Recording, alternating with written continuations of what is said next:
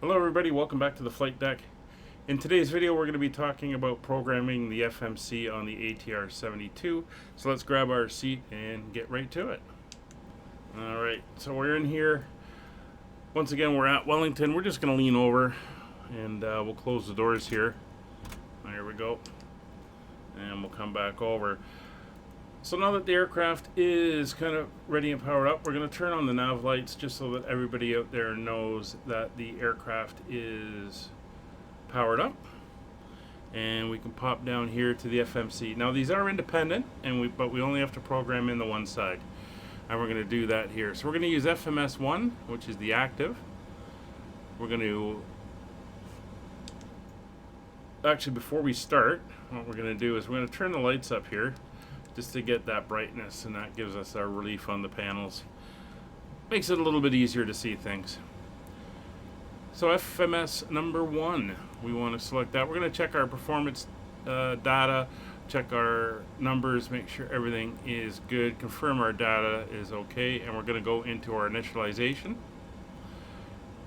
We can see our time, 15:11 local time. There's a 12-hour difference off UHC. There's the UHC time is showing there, GPS accuracy, and the current date.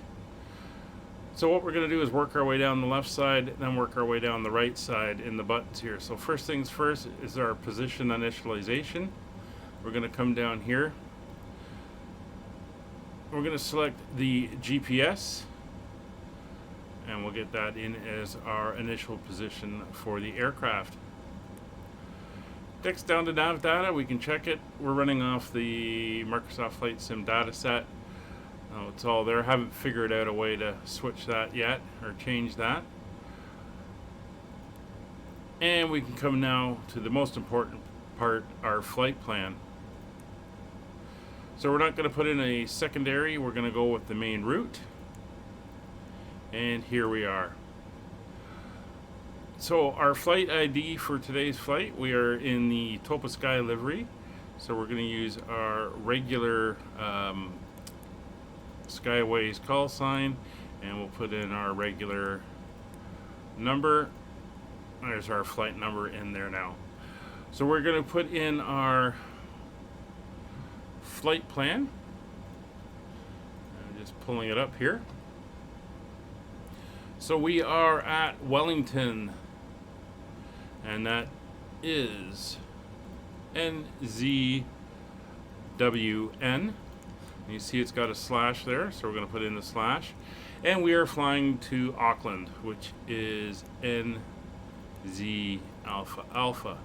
So we'll come up here, we'll put that in. It takes a second for it to register, and there it is. So we will hit execute, and that brings us into our route. There's our start point, there's our end point, and that's all good. And basically we're just going to build our route in sequence. So we are currently here at Wellington, New Zealand. We're going to click the left button beside the airport identifier, and that's going to bring up the departure information. So you don't type in the runway down here and click up here, you actually select it off the list. Today, with the winds in New Zealand currently blowing at 010 at 7 knots, we're going to be going off of runway 34, so we just click runway 34, and now it brings up the departures. We're going to be flying off the UpLu 1 Romeo, so there's UpLu 1 Romeo, and we click that, and it now puts it in on the SID, and we are going to transition out at Russell. So you can see Russell's not here, it's further down the alphabet, so we'll just click next, then look for it. There it is there. Click Russell as our transition, execute, and there is our points on the departure. And we can come down here right to the exit point, which is Russell.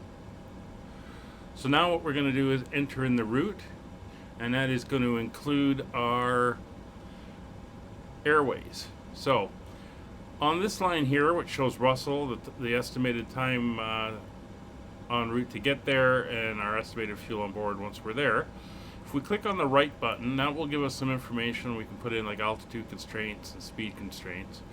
But we don't want that now, so we want to select the left button.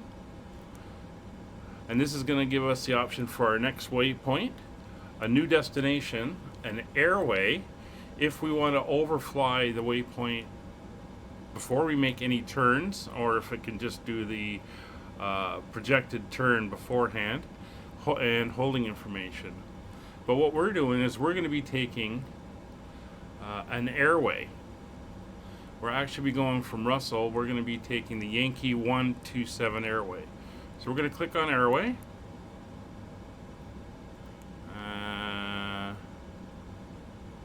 Or is this one of the ones where it wants us to...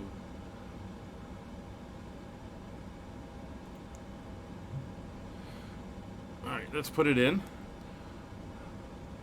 127, and that is an airway. There we go.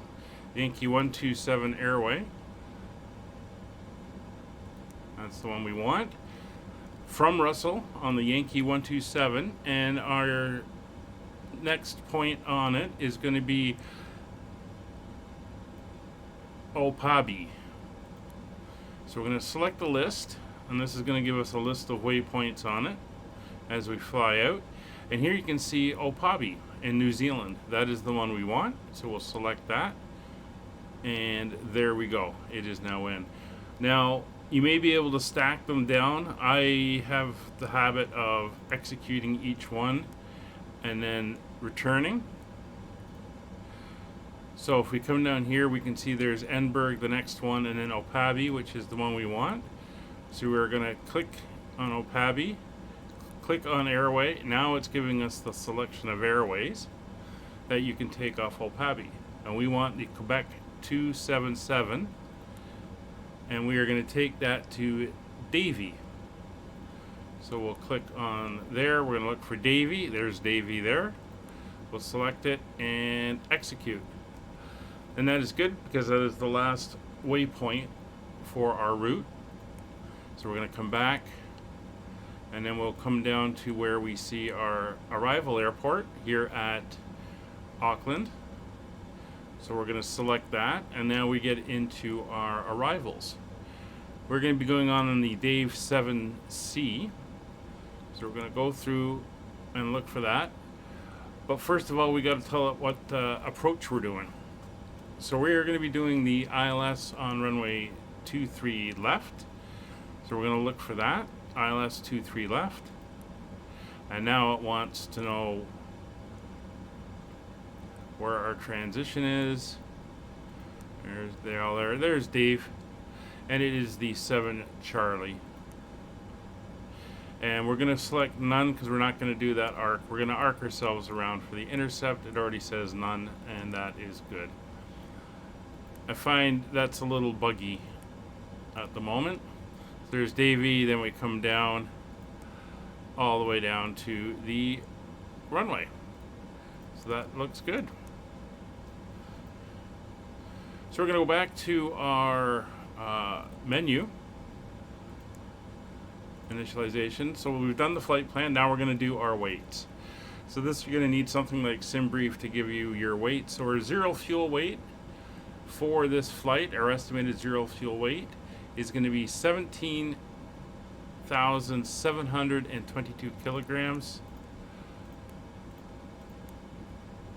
So that's now selected, and that is now entered in. Fuel on board for this flight, our block fuel is 2,396 kilograms. And that gives us our estimated gross weight. And then our reserve fuel. We'll go into the flight plan. We'll grab our reserve fuel, which is 380 kilograms. So we'll put that in. And that is our reserve fuel in. It also gives us our center of gravity and our trim is 1.1 up. So we can return now. We can go to our performance initialization and our units. Units, I'll just show you. You can switch your pounds to kilos, your HPA to inches of mercury, and all that type of stuff in there. We want our performance initialization.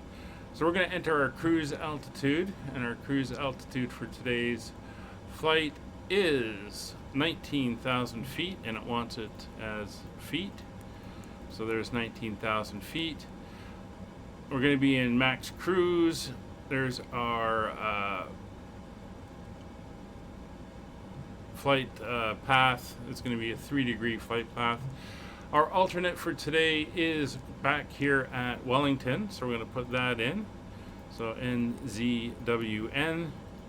We'll put in the slash, and it wants to know what altitude we'll fly back at, and we'll fly back at 10,000 feet if required. And there we go. So that is all now entered in.